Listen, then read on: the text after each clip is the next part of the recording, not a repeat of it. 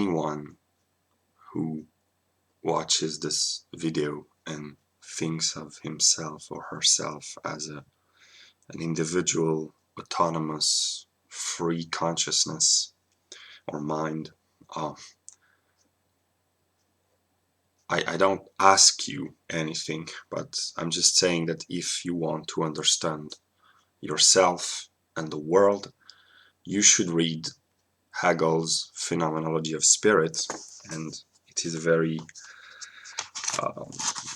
difficult book, but I will try my best as an empirical individual to make sense to it. And Hegel says in the Phenomenology that the individual should do his best while knowing that it is the world spirit which is acting upon himself, and he should demand less of himself and accept the process, which of course for the individual self is difficult to negate your own feeling of selfhood and accept a grander spiritual self. For the empirical self, it's the most difficult thing to accept. But I will I will comment a few passages from the preface to the Phenomenology of Spirit. And Hegel says that the ordinary consciousness conceives or sees the diversity of philosophical systems as opposed to one another. Plato said this, Aristotle said the opposite, the Epicureans and the Stoics were not in agreement, the Descartes and Spinoza were opposed, and Leibniz and Locke and Kant and Hume and yeah, the whole history of philosophy, and people see differences between idealism, materialism, utilitarianism, Kantian morality,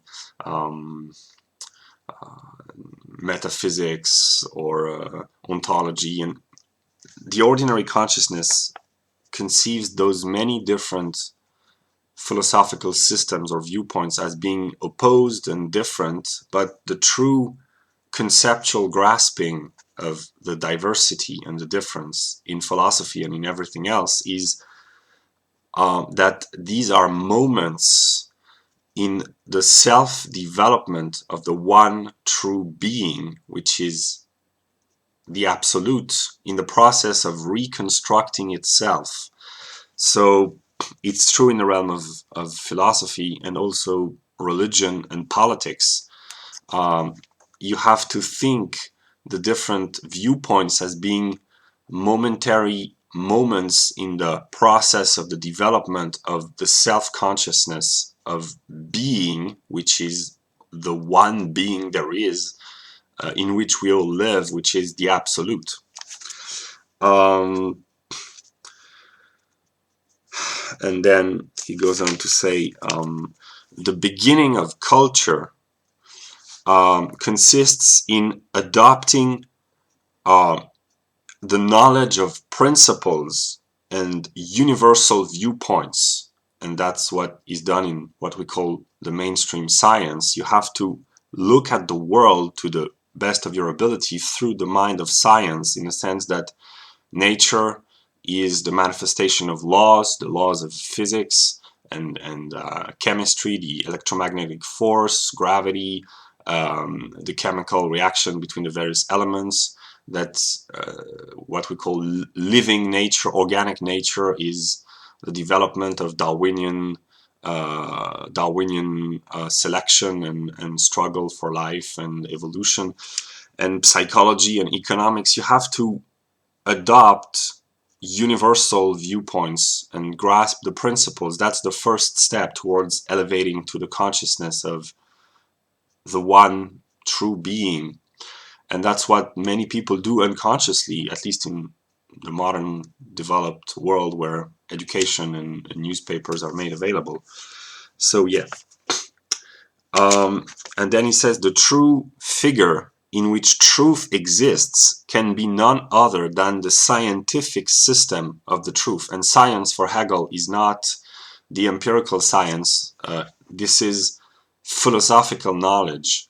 And I am a part of this process of self-cognition of the absolute, but as an empirical individual, I am limited. The only thing that I can do is share my viewpoint with other people with different viewpoints and more intelligent or less intelligent than me, but who will think of themselves as being part of this system of science that is in the process of being completed. And it's just the beginning, but it's a process, and we have to understand ourselves as part of this process.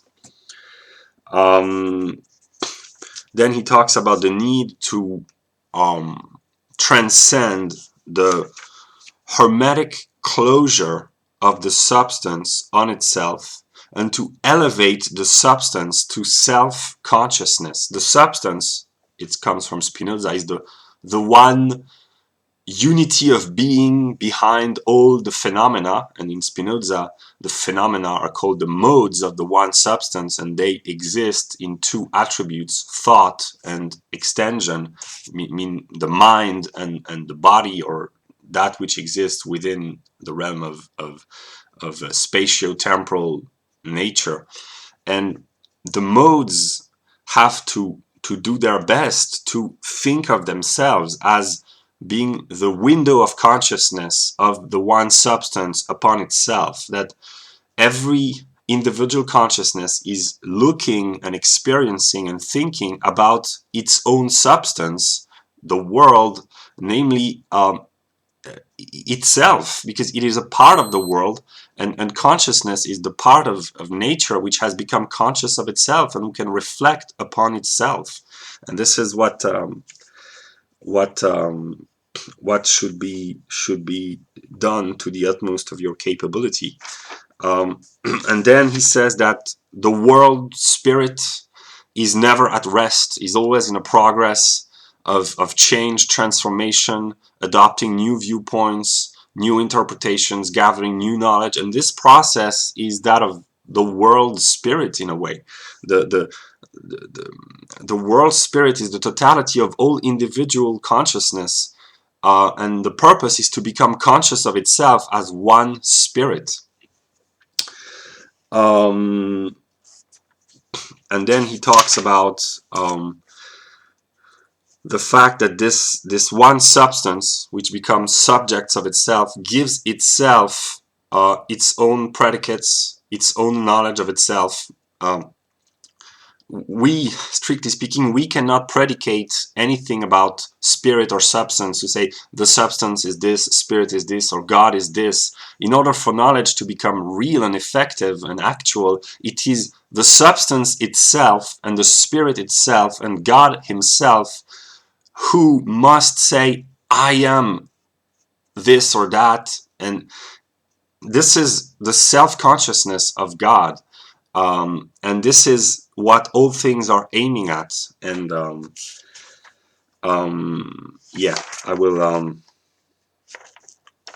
just end the video by saying that Hegel says that the general representation is a step. It enables to get the broader picture. It's not enough, but if you get the broad picture and adapt your own singular viewpoint to the broad picture, you can elevate your mind. And yeah.